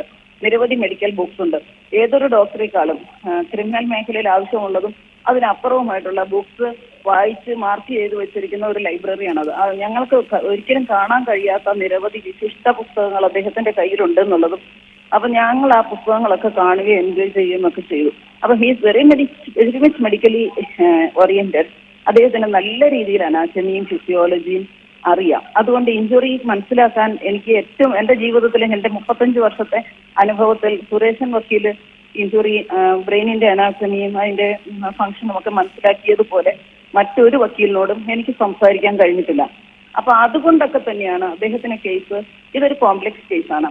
കാരണം ഞാൻ ഇപ്പോഴും പറയുന്നു, നിങ്ങൾ കണ്ടതും സുപ്രീം കോടതിയിൽ കണ്ടതിലും ഒരു വ്യത്യാസം എന്റെ മെഡിക്കൽ ഇവാലുവേഷൻ ഉണ്ട്. കാരണം ഒരൊറ്റ ഇഞ്ചുറി എന്ന് പറയുന്നത് ഈ തലയ്ക്ക് 4-5 തവണ ഇടിച്ചു എന്ന് പറയുന്നത്, അതിനുശേഷം സെമി കോൺഷ്യസ് വുമനെ ഡ്രോപ്പ് ചെയ്ത് മുഖമടിച്ച് അവർ വീണിട്ട് എടുത്തുകൊണ്ട് പോയി ഈ ട്രെയിനിൽ കോൺഷ്യസ് ആയിരുന്ന സമയത്ത് മാത്രമാണ് ഈ സൗമ്യയുമായിട്ട് സെക്കൻഡ്സിന് ഉള്ള കോണ്ടാക്ട് ആണ് ഈ പ്രതിക്ക് ഉണ്ടായിട്ടുള്ളത്. ആ സമയത്താണ് അവർ 2 തവണ ഇദ്ദേഹത്തിനെ കഠിനമായി മാന്തി പൊളിച്ച് എടുത്തപ്പോഴാണ് അവരുടെ നഖത്തിന്റെ ഉള്ളിൽ ഇദ്ദേഹത്തിന്റെ DNA കയറിയത്. പിന്നീട് ഒരിക്കലും സൗമ്യ കോൺഷ്യസ് ആയിരുന്നില്ല. അപ്പൊ സൗമ്യ താഴെ ഇട്ടപ്പം മുഖം പൊളിഞ്ഞ് ബ്ലീഡിങ് ഇഞ്ചുറി വന്നു. അപ്പൊ കമിഴ്ന്നാ കിടക്കുന്നത്. അവിടുന്ന് എടുത്ത് ചുമലിൽ ഇട്ടുകൊണ്ട് പോയപ്പോഴാണ് ഇദ്ദേഹത്തിന്റെ ഷർട്ട്, ബനിയൻ, പാൻസ് മുഴുവൻ ബ്ലഡ് സോക്ഡ് ആയത്. അതിനുശേഷം കുറച്ച് മാറിയിരുന്ന ഒരു സ്ഥലത്ത് ട്രെയിൻ ട്രാക്കിന്റെ സൈഡിൽ ഒരിടത്ത് ബോഡി ഇട്ടതിന് ശേഷം സെക്ഷൽ അസോൾട്ട് നടത്തുന്ന സമയത്ത് ഈ മുറിവില് വായിലെ 13 പല്ല് പൊളിഞ്ഞു പോയ മുറിവിൽ നിന്ന് ഉണ്ടായ ബ്ലീഡിങ് മുഴുവൻ 7 മിനിറ്റ് കൊണ്ട് ശ്വാസകോശത്തിലേക്ക് അടക്കുകയും 7 മിനിറ്റ് കൊണ്ട് ഇത് ക്ലോട്ടായി പോയത് കൊണ്ടാണ് ഡോക്ടർമാർക്ക് അവരെ രക്ഷിക്കാൻ കഴിയാതിരുന്നത്. ഇത് ഇങ്ങനെ സംഭവിച്ചത് കൊണ്ട് ഈ ഡിസ്റ്റൻസ്ഡ്, ഞാനിത് പറയുന്നത് മരണവും അവർക്കുണ്ടായിട്ടുള്ള അറ്റാക്കും അവരുടെ മരണവും തമ്മിൽ 6 ദിവസത്തിന്റെ ഗ്യാപ്പ് ഉണ്ടായത് പ്രതിക്ക് അനുകൂലമായി വന്നിരിക്കുന്നു. അത് മരണകാരണം ഞാൻ എക്സ്പ്ലെയിൻ ചെയ്തതിലുള്ള കുഴപ്പമാണ് എന്നൊക്കെയാണ് എനിക്ക് ഇപ്പോൾ എല്ലാവരും തർക്കിക്കുന്നത്. അങ്ങനെയല്ല. വേൾഡ് ഹെൽത്ത് ഓർഗനൈസേഷന്റെ MCCD റൂൾസ് അനുസരിച്ച് ഇന്ത്യയുടെ RBD ആക്ട് 1969 സെക്ഷൻ 10 സബ്സെക്ഷൻ 2 അനുസരിച്ച് മരണകാരണം പറയേണ്ടത് മരണവും അപകടവും അല്ല പരിക്കും തമ്മിൽ ദിവസങ്ങളുടെ ഗ്യാപ്പുള്ളപ്പം ഘട്ടം ഘട്ടമായി അവർക്ക് എന്ത് സംഭവിച്ചു എന്ന് പറയണം. ആ വിവരണം പൂർണ്ണ തോതിൽ മനസ്സിലാക്കി പൂർണ്ണമായ രീതിയിൽ അത് കോടതിയിൽ അവതരിപ്പിച്ച ഉദ്യോഗസ്ഥനാണ് ഈ സുരേഷൻ വക്കീല്. അതേപോലെ ഭംഗിയിൽ മറ്റൊരാൾക്ക് കാഷ്വലായിട്ട് ചെയ്യാൻ കഴിയില്ല.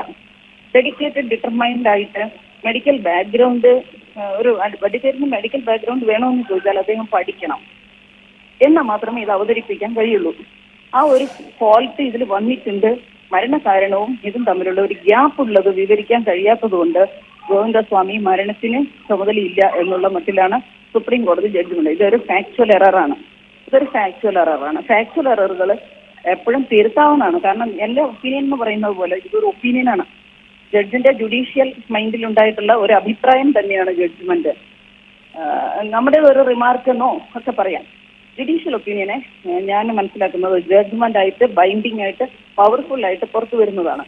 അപ്പോൾ ഇതിന് ആധാരമായിട്ടുള്ള മിസ്റ്റേക്ക് തിരുത്തേണ്ടതാണ്.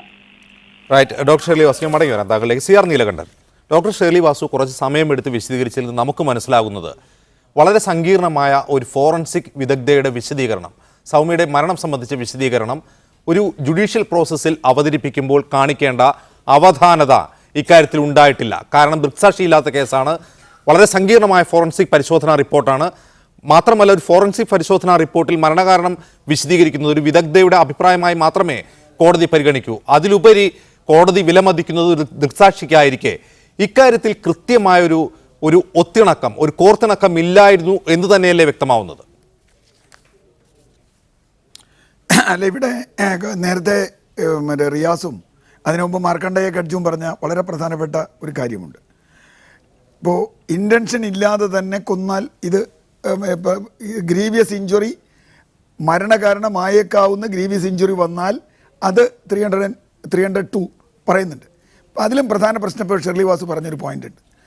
ഇവിടെ ഈ ഗ്യാപ്പ്, മരണവും ജീവിതവും തമ്മിലുള്ള ഗ്യാപ്പ്, ഇത് എക്സ്പ്ലെയിൻ ചെയ്യുന്ന വളരെ നനുത്ത ഒരു ജഡ്ജ്മെൻറ്റ് അല്ലെങ്കിൽ ഒരു ഒപ്പീനിയൻ, ആ ഒപ്പീനിയന് മേൽ ഹിയർസെ എവിഡൻസിന് പ്രാധാന്യം കൊടുത്തു എന്നതാണ് മാർക്കണ്ഡേയ ഗഡ്ജുവിനെ പോലെയുള്ള ആളുകൾ പറയുന്ന പ്രധാനപ്പെട്ട ഒരു ക്രിറ്റിസിസം. ശരിയാണ്, ഹിയർസെ ഒരാളുടെ സംസാരം, മൊഴി, കേട്ടുകേൾവി, അതെങ്ങനെയാണ് ഒരു ശാസ്ത്രീയ തെളിവിന് പകരമായി വയ്ക്കുക എന്ന ചോദ്യമുണ്ട്. ഇപ്പോൾ അവർ ചാടി എന്ന് പറയുന്ന സംഗതി എനിക്കിപ്പോഴും മനസ്സിലായി. ഒരുപക്ഷെ അഡ്വക്കേറ്റ് ഉണ്ണികൃഷ്ണനെ പോലെയുള്ള നിയമത്തിൽ അവഗാഹമുള്ള ആളുകൾക്ക് പറയാൻ പറ്റും.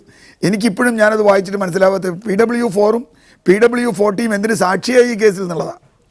യഥാർത്ഥത്തിൽ ഈ കേസിൻ്റെ എവിടെയോ ഒരു കണ്ടിന്യൂറ്റി നഷ്ടപ്പെടുന്ന പോലെ എനിക്ക് തോന്നി വായിച്ചിട്ട്. ഞാനത്ര വിദഗ്ധനല്ല. രണ്ടാമത്തെ ഒരു വിഷയം, ഒരുപക്ഷെ ഇവരൊക്കെ വിട്ടുപോയത്, ഇതിലൊരു മരണമൊഴിയുണ്ട്, ഡോക്ടർക്ക് കൊടുത്തൊരു മരണമൊഴിയുണ്ട്. ആ മരണമൊഴിയെക്കുറിച്ച് സുപ്രീം കോടതി ജഡ്ജ്മെൻറ്റ് നിശബ്ദമാണ്, ഒന്നും പറയുന്നില്ല മരണമൊഴിയെക്കുറിച്ച്. മരണമൊഴി ഏതർത്ഥത്തിലും വളരെ പ്രധാനപ്പെട്ട ഒരു സർക്കംസ്റ്റാൻഷ്യൽ എവിഡൻസാണ്. ഈ രണ്ട് കാര്യങ്ങളും ഒരുപക്ഷെ എനിക്കറിയില്ല, കോടതിയിൽ, സുപ്രീം കോടതിയിൽ പറയുന്നതിൽ വക്കീൽ പരാജയപ്പെട്ടോ, ഞാനത് കൃത്യം മുഴുവൻ വായിച്ചാലേ പറയാൻ പറ്റൂ. ഒരുപക്ഷെ അഡ്വക്കേറ്റ് ഉണ്ണികൃഷ്ണൻ പറയാൻ പറ്റുമെങ്കിൽ സുപ്രീം കോടതിയിൽ ഇത് വന്നപ്പോൾ. രണ്ടാമത്തെ കാര്യം, നമ്മളിപ്പോൾ ക്രിട്ടിക്കലായി ചർച്ച ചെയ്തത് 302 എന്ന് പറഞ്ഞാൽ കൊലക്കുറ്റം ഈ പ്രതിയിൽ ആരോപിക്കാമോ ഇല്ലയോ എന്ന നിർണായകമായൊരു ചോദ്യത്തെക്കുറിച്ചാണ്. വധശിക്ഷ രണ്ടാമത് വരുന്ന കാര്യമാണ്. കൊലയ്ക്ക് ഇയാൾ കാരണമേ അല്ല എന്ന അർത്ഥത്തിലുള്ള കണ്ടെത്തലിനെ മറികടക്കാൻ വേണ്ട തെളിവുകൾ ഇതിലുണ്ടായിരുന്നുവോ, അത് ബോധ്യപ്പെടുത്താൻ കഴിഞ്ഞുവോ? ഷെർലി വാസു കൊടുക്കുന്ന അല്ലെങ്കിൽ തരുന്ന എക്സ്പ്ലനേഷനും അവരിതിൽ കൊടുത്തിട്ടുള്ള തെളിവും എങ്ങനെ ഈ പറഞ്ഞ ഹിയർസയെ മറികടക്കാനും, ചാടിയതാണെന്നുള്ള ഹിയർസയെ മറികടക്കാനും, ഇത് ഈ പറഞ്ഞതുപോലെ 302 or 3 അപ്ലിക്കബിളാണ് എന്ന് വരുത്താനും എങ്ങനെ കഴിയും? ഇതിൽ പ്രോസിക്യൂഷൻ സുപ്രീം കോടതിയിൽ പരാജയപ്പെട്ടുവോ ഇല്ലയോ എന്നൊരു മർമ്മപ്രധാനമായൊരു സംഗതിയിലാണ്. അതിൽ ഞാൻ പറയുന്നത് മറ്റേതും കൂടി ചേർക്കണം. മരണമൊഴിയും കൂടി ചേർത്താൽ ഒരു വികലാംഗനാണ് ഇത് ചെയ്തത് എന്ന മരണമൊഴിയുണ്ട്. മരണമൊഴി എൻ്റെ അറിവ് വെച്ച് വളരെ വളരെ പ്രധാനപ്പെട്ട ഒരു ഡോക്യുമെൻ്റ്, ഒരു തെളിവാണ്. ആ തെളിവ് വന്നില്ല. പിന്നെ വീണ്ടും ഞാൻ പറയുന്നു, ഈ P40 എന്ന് പറയുന്ന 2 പേർ, കേട്ടു എന്ന് പറയുന്ന 2 പേർ എങ്ങനെയാണ് പ്രോസിക്യൂഷൻ സാക്ഷിയായത് എന്നൊരു പക്ഷേ പറയാൻ പറ്റിയേക്കും. ഇവിടെ ഈ ഒരു നിർണായകമായ ഒരു കണ്ണി മിസ് ചെയ്തത് അത് വക്കീൽ പറയാത്തതുകൊണ്ടാണോ, ജഡ്ജി പരിഗണിക്കാത്തതുകൊണ്ടാണോ എന്ന ചോദ്യം മാത്രമാണ് ഒരുപക്ഷെ ഇതിൽ നേരത്തെ ചോദിച്ച ഷാനിമോൾ ഉസ്മാൻ ഉന്നയിച്ച സംശയവും റിയാസ് പറഞ്ഞ മറുപടിയും. ഞാൻ അതിൻ്റെ ഒരു തർക്കത്തിലേക്കല്ല. ഇപ്പോൾ ഒരു അഡ്വക്കേറ്റിനെ തെറ്റുപറ്റിയെങ്കിൽ അതൊരു ഗവൺമെൻറ്റിൻ്റെ മാത്രം ഉത്തരവാദിത്വം നമുക്ക് പറയാൻ പറ്റില്ല. ഒരുപക്ഷെ അഡ്വക്കേറ്റിൻ്റെ നെഗ്ലിജൻസ് അതിലുണ്ടായിട്ടുണ്ടോ, ഉണ്ടെങ്കിൽ അത് പരിശോധിക്കണം. ഇവരുമായിട്ട് ബന്ധപ്പെടുന്നതിൽ നെഗ്ലിജൻസ് ഉണ്ടായിട്ടുണ്ടോ അത് പരിശോധിക്കാം. അതൊക്കെ നമുക്ക് പരിശോധിക്കാം. ഇനി രണ്ടാമത്തെ കാര്യം, റിവ്യൂവിൽ പോകുമ്പോൾ ഞാൻ ഭയപ്പെടുന്നത്, ഒരുപക്ഷെ അഡ്വക്കേറ്റ് ഉണ്ണികൃഷ്ണൻ പറയാൻ പറ്റിയേക്കും, ഇതുവരെയുള്ള ജുഡീഷ്യറിയുടെ ചരിത്രത്തിൽ വളരെ അപൂർവമായ ഒരു റിവ്യൂവിൽ ക്രിമിനൽ കേസിൽ ശിക്ഷ കൂട്ടിയിട്ടുള്ളൂ. എനിക്കറിയില്ല, ഞാൻ കണ്ടിട്ടില്ല കേസൊന്നും. ശിക്ഷ കുറയ്ക്കാൻ വേണ്ടി റിവ്യൂ പോയിട്ടുള്ളവരുണ്ട്, പക്ഷേ ശിക്ഷ കൂട്ടുന്നത് അതേ കോടതി തന്നെ ചെയ്യണമല്ലോ റിവ്യൂ. അങ്ങനെ പറയുമ്പോൾ അത് ചെയ്യുമോ? അത് അങ്ങനെയാണെങ്കിൽ ശിക്ഷ കൂട്ടുക എന്ന് പറഞ്ഞാൽ ഏറ്റവും ചുരുങ്ങിയത് ചിലപ്പോൾ നമുക്കറിയില്ല വധശിക്ഷ വരുമോ അതിന് റയറസ്റ്റ് ഓഫ് റയർ എന്ന വിഭാഗത്തിൽ ഇത് 302 തെളിയിച്ചാലും റയറസ്റ്റ് ഓഫ് റയർ ആണെങ്കിൽ മാത്രമേ പറ്റൂ. പിന്നെ ഹൈക്കോടതിയും കീഴ്ക്കോടതിയും വധശിക്ഷ വിധിച്ച നിരവധി കേസുകൾ സുപ്രീം കോടതി വധശിക്ഷ റദ്ദാക്കിയ അനുഭവങ്ങൾ നമ്മുടെ മുമ്പിലുണ്ട്. അതുകൊണ്ട് ഇതൊരു അപൂർവ കേസാണെന്ന് ഞാൻ പറയില്ല. പക്ഷേ ഇവിടെ ഇത്ര ക്രൂരമായി ഒരു പെൺകുട്ടിയോട് പെരുമാറിയ ഒരു പ്രതിക്ക് വധശിക്ഷയിൽ നിന്ന് പൂർണ്ണമായി ഒഴിവാക്കുക എന്ന ഒരു അബദ്ധം സുപ്രീം കോടതിക്ക് പറ്റിയിട്ടുണ്ട്. വധശിക്ഷയല്ല, കൊലക്കുറ്റത്തിൽ നിന്ന് വധശിക്ഷ വേണമെന്നുള്ളത് നമുക്ക് രണ്ടാമത് പരിശോധിക്കേണ്ട ഒരു കാര്യമാണ്. അതിവിടെ ഇപ്പോൾ കുലക്കുറ്റമുണ്ടോ ഇല്ലയോ എന്നാണ് ആദ്യം തീരുമാനിക്കപ്പെടേണ്ടത്.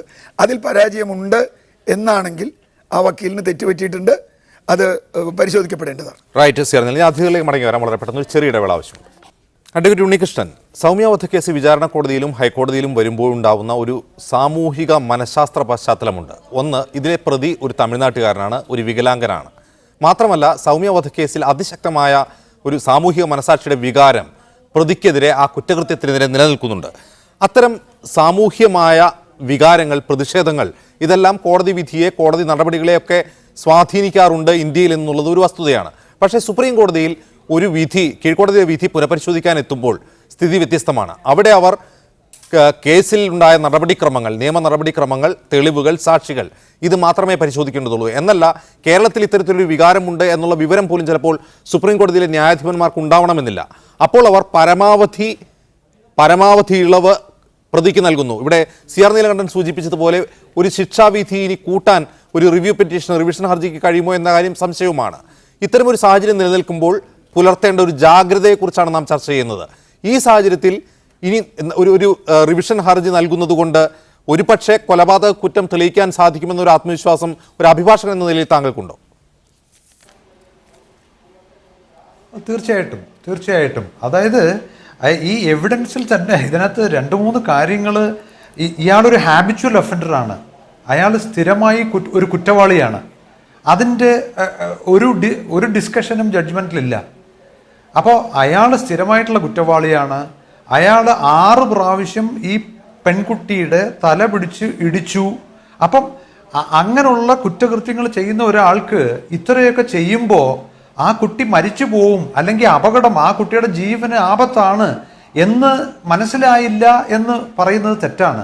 അങ്ങനെ അയാളുടെ പ്രവൃത്തി മൂലം അയാൾക്ക് ബോധ്യമുണ്ട് ഈ കുട്ടിക്ക് അപകടം ഉണ്ടാവും. രണ്ടാമത്, ഈ കുട്ടി ട്രെയിനിൽ നിന്ന് പുറത്തു വന്നതിന് ശേഷം, അല്ലെങ്കിൽ എടുത്തെറിഞ്ഞതിന് ശേഷം, അല്ലെങ്കിൽ ചാടിയതിന് ശേഷം, രണ്ടും ഏതായാലും നോക്കാം, അതിനുശേഷം ഇത്രയും ഇഞ്ചേർഡ് ആയിട്ടുള്ള ഒരു ബോഡിയെ, അർദ്ധബോധാവസ്ഥയിലോ അബോധാവസ്ഥയിലോ ഉള്ള ഒരു ബോഡിയെ റേപ്പ് ചെയ്യുക എന്ന് പറയുന്നത് അതിനേറെ ക്രൂരമാണ്. റെയറസ്റ്റ് ഓഫ് ദ റെയർ ആണ്. അതും 1 പ്രാവശ്യമല്ല, 2 പ്രാവശ്യം ചെയ്തിട്ടുണ്ട്. അപ്പം അതെല്ലാം വെച്ച് നോക്കുമ്പോൾ ഇത് കൃത്യമായിട്ട് ചൂണ്ടിക്കാണിക്കേണ്ട ഭാഗങ്ങൾ കൃത്യമായിട്ട് ചൂണ്ടിക്കാണിക്കണം.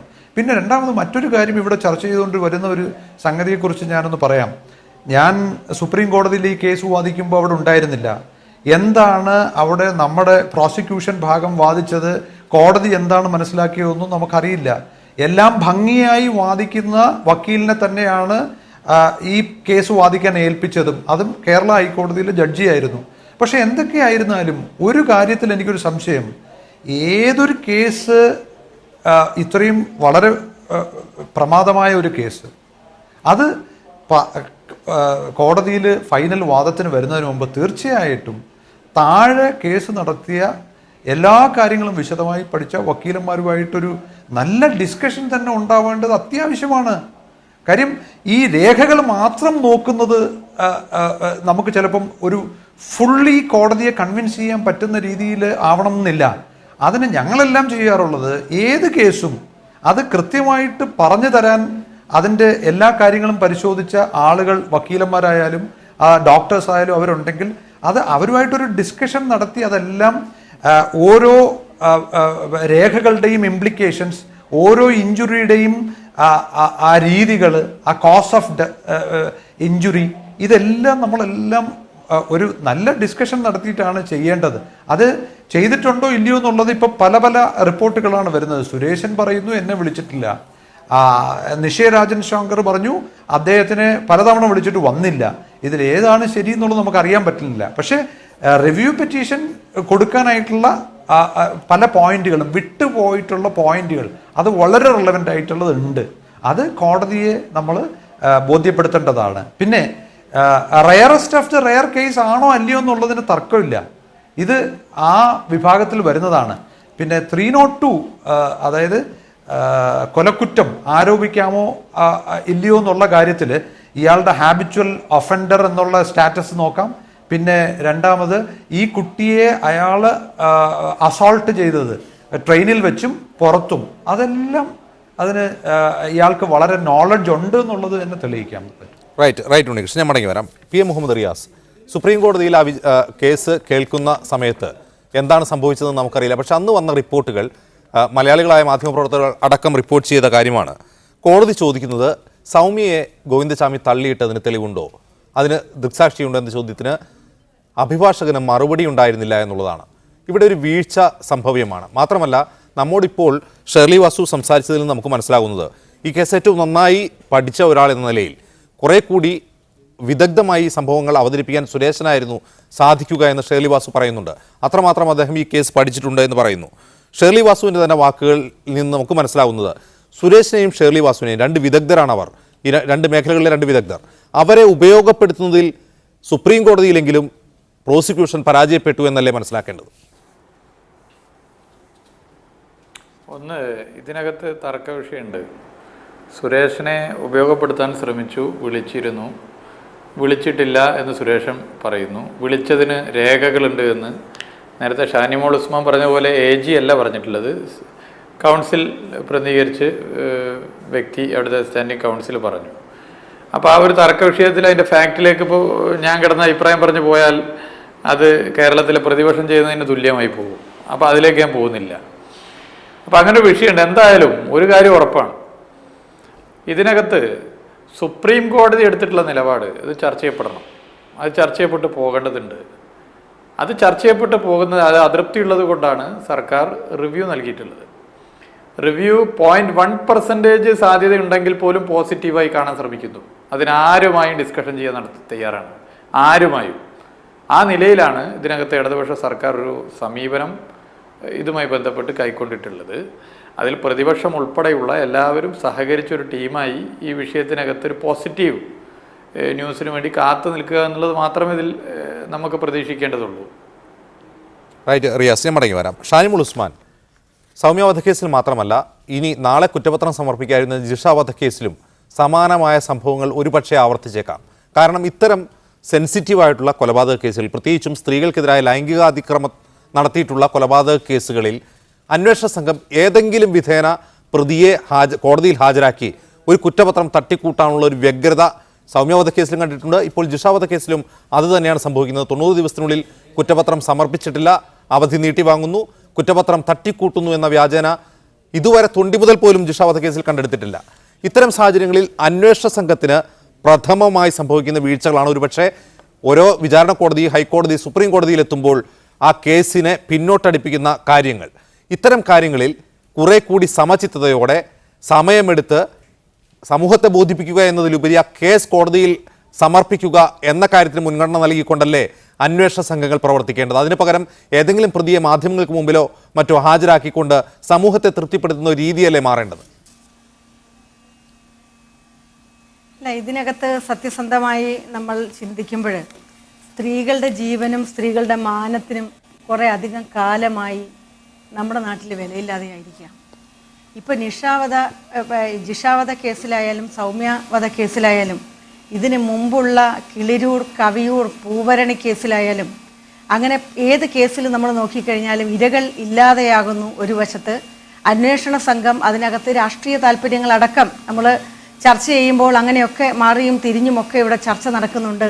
എങ്കിൽ കൂടി ഇതിനകത്തെ പ്രതികൾ വളരെ സുരക്ഷിതരായി അവർ രക്ഷപ്പെടുന്ന ഒരു സാഹചര്യത്തിലേക്ക് കൊണ്ടെത്തിക്കുന്നു എന്നുള്ള ഒരു വസ്തുത തന്നെയാണ്. ഈ സ്ത്രീ പീഡന കേസുകൾ നമ്മുടെ കേരളം പോലെയുള്ള ഒരു സംസ്ഥാനത്ത് അതിന് റിയാസോ മറ്റാരെങ്കിലുമോ തെറ്റിദ്ധരിക്കേണ്ട, അതിനകത്ത് ഇടതുമുന്നണിയോ ആണോ അല്ലെങ്കിൽ കോൺഗ്രസ് ആണോ ഭരിക്കുന്നത് എന്ന് നോക്കിക്കൊണ്ടല്ല ഇത്തരം കേസുകളെയൊക്കെ വളരെ ലാഘവത്തോടു കൂടി തന്നെയാണ് കാണുന്നത്. ഇതിനകത്ത് മാധ്യമങ്ങൾ ചെയ്യുന്നതും പൂർണ്ണമായി ശരിയാണെന്ന് പറയാൻ കഴിയില്ല. കുറച്ച് ദിവസത്തെ ആഘോഷം എന്നുള്ളതിനപ്പുറമായിക്കൊണ്ട് യഥാർത്ഥത്തിൽ എന്താണ്, ഏത് രീതിയിൽ, എന്താണ് നമ്മളുടെ റിസൾട്ട്, നമുക്ക് എന്തായിരിക്കണം അതിൻ്റെ റിസൾട്ട്, അതിനെക്കുറിച്ചുള്ള ചർച്ചയല്ല നടക്കുന്നത്. വളരെ സെൻസിറ്റീവായിട്ടുള്ള ചർച്ചകൾ നടക്കുന്നു, ആരോപണ പ്രത്യാരോപണങ്ങൾ നടക്കുന്നു. ഈ മേഖലയുമായി യാതൊരു ബന്ധവുമില്ലാത്ത ആളുകളുമായി ഒരുപക്ഷെ അവരോടാണ് വിദഗ്ധാഭിപ്രായം തന്നെ ചോദിക്കുന്ന ചില ചർച്ചകളിൽ കാണാറുണ്ട്. അങ്ങനെയൊക്കെ വളരെ നിസ്സാരവൽക്കരിക്കുന്നതായിട്ടാണ് ഇപ്പോൾ എനിക്ക് തോന്നാറുള്ളത്. ഇപ്പോൾ ഇതിനകത്ത് ഏത് കേസിനാണെങ്കിലും അത് രാഷ്ട്രീയമായി ചിലപ്പോൾ പ്രതിപക്ഷത്തിന് അല്ലെങ്കിൽ ഭരണപക്ഷത്തിന് ഒക്കെ ഉപയോഗപ്രദമാകുന്ന രീതിയിലുള്ള കാര്യങ്ങൾ അന്വേഷണ സംഘങ്ങളുടെ ഭാഗത്തു നിന്നുമൊക്കെ ഒരുപക്ഷെ ഉണ്ടായെന്നിരിക്കാം. പക്ഷെ അതിനേക്കാളെല്ലാം അപ്പുറമായിക്കൊണ്ട് സ്ത്രീകളുടെ മാനം എന്ന് പറയുന്നത് ഈ നാടിൻ്റെ അഭിവൃദ്ധിയും പുരോഗതിയും ഒക്കെ ഇതിൻ്റെ അടിസ്ഥാനത്തിലാണ് എന്നുള്ള തിരിച്ചറിവ് നമ്മുടെ നാട്ടിൽ ഉണ്ടാവേണ്ടതായിട്ടിരിക്കുന്നു. ഇപ്പോൾ നമ്മൾ പല കേസുകളും പിന്നോട്ട് നോക്കിക്കഴിഞ്ഞാൽ കുറച്ച് ദിവസം ചർച്ച കഴിഞ്ഞ് പിന്നെ കേസിനെ കുറിച്ച് നമുക്ക് പിന്നൊന്നും പറയാനില്ല, പിന്നെ അതിൻ്റെ അപ്പുറം നമുക്ക് നോക്കാനില്ല. അപ്പോൾ ഇത് എന്തുകൊണ്ടാണ് സംഭവം? ഇതിനെക്കുറിച്ച് ഇന്നലെ തന്നെ എത്രയോ സഹോദരിമാരുമായി സംസാരിക്കുമ്പോൾ എങ്ങനെ ഞങ്ങൾ ഒറ്റയ്ക്ക് യാത്ര ചെയ്യും, എങ്ങനെ ഞങ്ങൾ ട്രെയിനിൽ യാത്ര ചെയ്യും, അന്ന് പറഞ്ഞു ട്രെയിനിൽ സ്ത്രീകൾക്ക് കൂടുതൽ സുരക്ഷ ഉണ്ടാക്കുന്നതിന് വേണ്ടിയിട്ടുള്ള ചർച്ചകളായിരുന്നു നാട് മുഴുവൻ, രാജ്യം മുഴുവൻ. എന്ത് സംഭവിച്ചു? നിർഭയ കേസുണ്ടായി, രാജ്യം മുഴുവൻ ഒരുപാട് അതേ സംബന്ധിച്ച് ചർച്ച ചെയ്തു. വർമ്മ കമ്മീഷൻ വന്നു, ജസ്റ്റിസ് വർമ്മ ഇപ്പം നമ്മോടൊപ്പമില്ല, അദ്ദേഹം അന്തരിച്ചു. ജസ്റ്റിസ് വർമ്മ കമ്മീഷന്റെ നിർദ്ദേശങ്ങൾ വന്നു. അത് എത്ര സംസ്ഥാനങ്ങൾ ശരിയായ രീതിയിൽ മുന്നോട്ട് കൊണ്ടുപോകാൻ കഴിഞ്ഞിട്ടുണ്ട്. കേരളം പോലെ ഏറ്റവും സാക്ഷരതയിൽ ഒന്നാമത് നിൽക്കുന്ന, പ്രത്യേകിച്ച് സ്ത്രീകൾക്ക് രാഷ്ട്രീയ പ്രബുദ്ധതയും അതുപോലെ തന്നെ വിദ്യാഭ്യാസവും ഒക്കെയുള്ള കേരളത്തിൽ പോലും അത്തരം കാര്യങ്ങൾ എന്ത് ചെയ്യാൻ ഇതുവരെ കഴിഞ്ഞിട്ടുണ്ട്. അപ്പോൾ ഇതിനെയൊക്കെ സംബന്ധിച്ച് പറയുമ്പോൾ എനിക്ക് തോന്നുന്നത് പ്രത്യേകമായിട്ടുള്ള ഒരു സംവിധാനം ഈ കേസുകളെ സംബന്ധിച്ച് വിലയിരുത്തുന്നതിനും അതിന് വേണ്ട അസിസ്റ്റൻസ് നൽകുന്നതിനുമൊക്കെയുള്ള പ്രത്യേക സംവിധാനം സർക്കാർ രൂപീകരിക്കണം.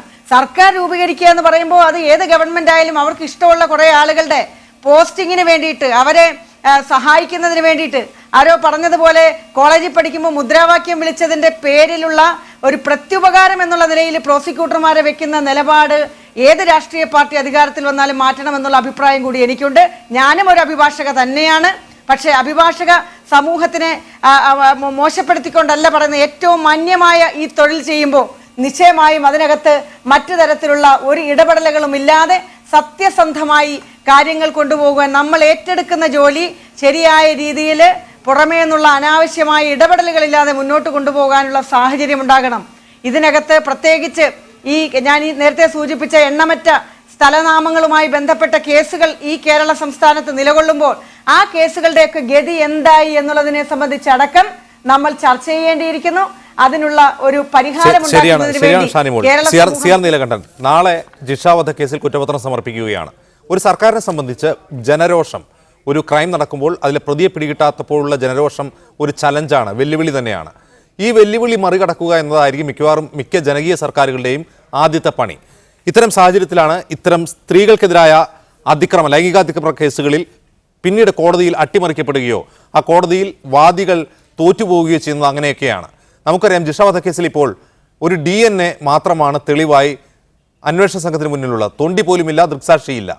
സൗമ്യ വധക്കേസിൽ ഫോറൻസിക് തെളിവുകൾ ഉണ്ടായിരുന്നെങ്കിൽ, സൗമ്യയെ ഗോവിന്ദചാമി ആക്രമിക്കുന്നത് കേട്ടവരുണ്ടായിരുന്നെങ്കിൽ, ജിഷ വധക്കേസിൽ അത്തരം സാക്ഷികൾ കുറെ കൂടി ദുർബലമാണ്.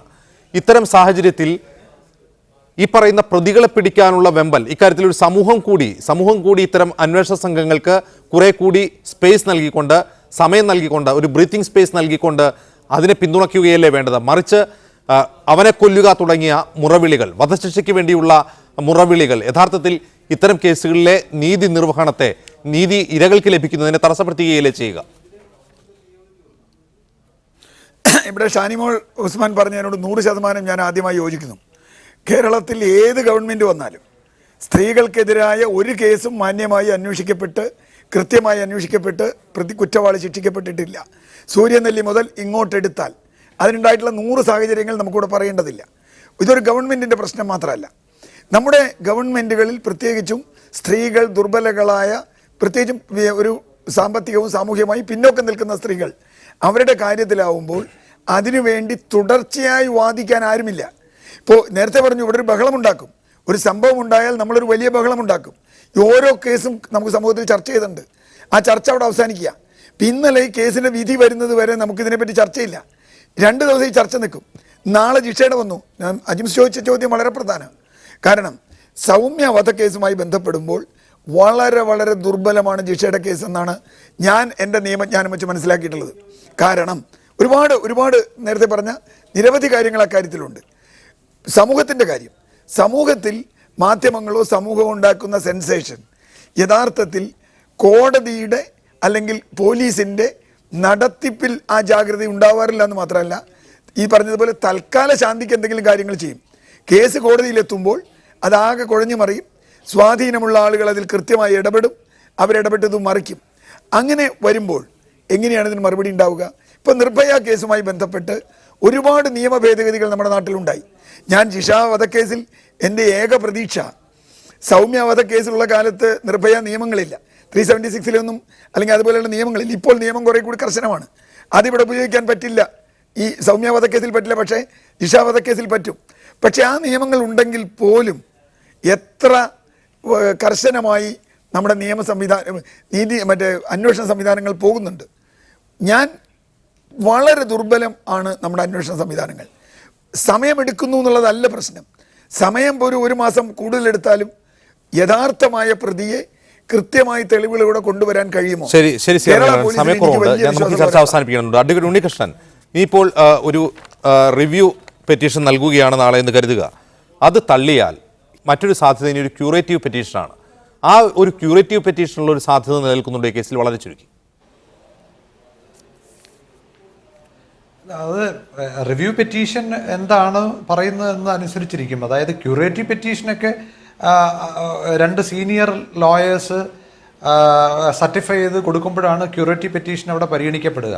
അതൊക്കെ വളരെ റിമോട്ട് ചാൻസേ ഉള്ളൂ അതിനകത്ത് എന്തെങ്കിലും. റിവ്യൂ പെറ്റീഷനകത്ത് എന്തെങ്കിലും സ്ഥാപിക്കാൻ പറ്റിയാൽ വളരെ ക്രൂഷ്യൽ ആയിട്ടുള്ള എവിഡൻസസുകളും ഡിസ്കസ് ചെയ്യാൻ വിട്ടുപോയിട്ടുണ്ടെന്ന് കോടതിയെ ബോധിപ്പിച്ചാൽ അത് മിക്കവാറും കോടതി പരിഗണിക്കാൻ സാധ്യതയുണ്ടെന്നാണ് എൻ്റെ അഭിപ്രായം. ഷാനിമോൾ ഉസ്മാൻ, സമയക്കുറവുണ്ട്, വളരെ പെട്ടെന്ന്. അല്ല, ഇതിനകത്ത് ബെസ്റ്റ് ബേക്കറി കേസും അതുപോലെ ഓട്ടോ ശങ്കർ കേസും അടക്കമുള്ള വളരെ 1-2 കേസുകളിൽ മാത്രമാണ് ഈ റിവ്യൂ പെറ്റീഷനിന്മേൽ നമുക്ക് നടപടി ഉണ്ടായിട്ടുള്ളത്. അല്ലാതെ ബാക്കി റിവ്യൂ പെറ്റീഷനുകൾ ഒന്നും തന്നെ നമുക്ക് അത് തന്നെയാണ് ഷാനിമോൾ ഈ കേസിലെയും പ്രശ്നം. കേരള മനസാക്ഷിയുടെ ആശങ്കയും അത് തന്നെയാണ്. വളരെയധികം നന്ദി Shanimol Usman, C Unnikrishnan, PM Muhammad Riyas, CR Neelakantan ഈ ചർച്ചയിൽ പങ്കെടുത്തതിന് പ്രതികരിച്ചു. ഇതോടെ സ്പെഷ്യൽ എഡിഷൻ പൂർണ്ണമാകുന്നു. ഇനി പൊളിമിക്സ് കാണാം. നമസ്കാരം.